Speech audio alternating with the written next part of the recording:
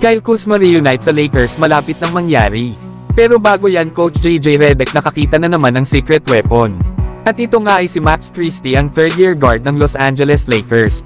Na kaya naman pala ito ginawang starter ni Coach JJ Redick sa naging laban nila kahapon sa Memphis Grizzlies. Ay dahil na rin daw sa size at pagiging athletic nito. Kung matatandaan nga daw ay si Gabe Vincent ang inilalagay nila bilang starter lalo na noong wala sa kanila itong si Austin Reaves. Bagamat mahusay daw itong defensive player lalo at physical itong si Gabe Vincent.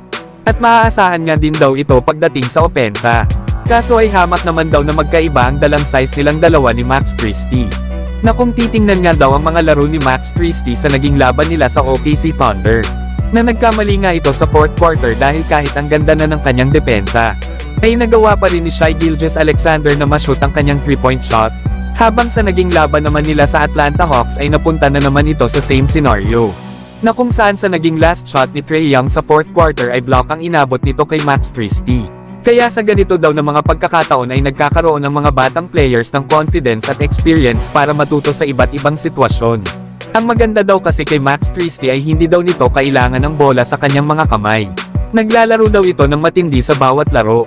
Kaya nga daw nito ang full court defense lalo na ang makashoot ng mga 3-pointers.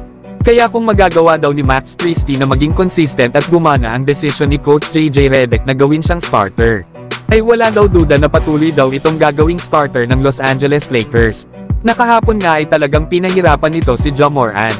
Lalo at bagamat na nagawa ang nasabing all-star guard ng Memphis Grizzlies ng 20.7 rebounds at 6 assists, ay nagkaroon naman ito ng 7 turnovers, 6 out of 21 naman sa field.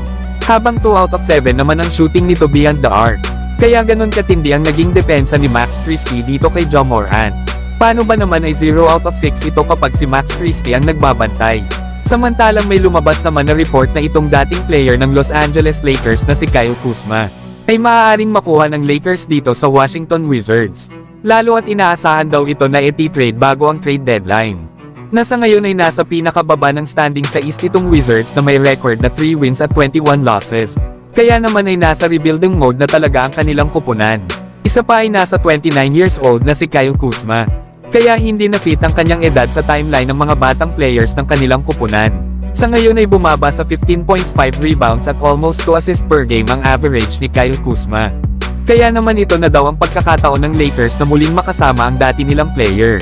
Kabilang din kasi si Kyle Kuzma sa mga players na nakasama nila LeBron at Davis noong nanalo sila ng NBA title noong 2020. Kilala din kasi itong si Kuzma dahil sa kanyang pagiging athletic sharpshooter at malakas kumuha ng rebounds. Maaasahan nga rin si Kyle Kuzma pagdating sa depensa. Magagamit nga ng Lakers ang kanyang opensa bilang third option sa likod ng dalawa nilang superstars na sila LeBron at Davis. Pero kayo mga idol, gusto nyo ba na ibalik ng Lakers ang dati nilang forward na si Kyle Kuzma?